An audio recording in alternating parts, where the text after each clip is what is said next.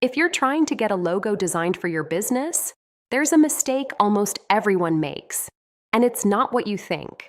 Most people don't fail because they pick the wrong colors or the wrong font. They fail because they treat a logo like a task instead of a decision. When I first needed a logo, I approached it like something I just had to get done. So I opened a few logo generators, scrolled through templates, changed a few icons, and I ended up with something that looked decent, at least at first. But the longer I used it, the more it felt off. Not obviously bad, but not right either. And that's the problem. A weak logo doesn't always look terrible. It just doesn't feel like anything. And when your logo doesn't feel right, your whole brand feels weaker, even if everything else is good.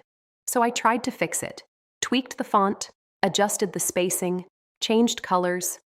But no matter what I did, it never reached that level of clarity you see in real brands. That's when I realized something important. I wasn't missing tools. I was missing perspective. Because good logo design isn't random. It's not trial and error. It's structured, intentional, built on experience. So I changed how I approached it. Instead of asking, how can I make this look better? I asked, who already knows how to do this properly? And that shift changed everything. When I started looking at designers, I stopped focusing on price and started focusing on patterns. Do their logos look consistent? Do they feel balanced? Do they look like real brands? Because once you see that, you can't unsee it. Good designers don't just make one good logo. They make many. And they all feel intentional. That's when I found someone whose work matched what I had in my head, and the difference was immediate. The logo didn't just look better.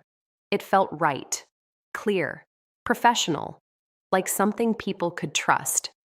And that changed everything. My website felt stronger. My content felt more aligned. Even the way people responded felt different. So if you're trying to get a logo designed, here's the simplest way to think about it. Don't treat it like a task. Treat it like a decision. Find someone whose work already looks like your future brand. Because you're not just buying a logo, you're choosing how your business is perceived.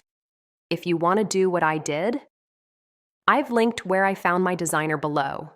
Take a few minutes, look through a few portfolios, and you'll instantly understand what good design actually looks like.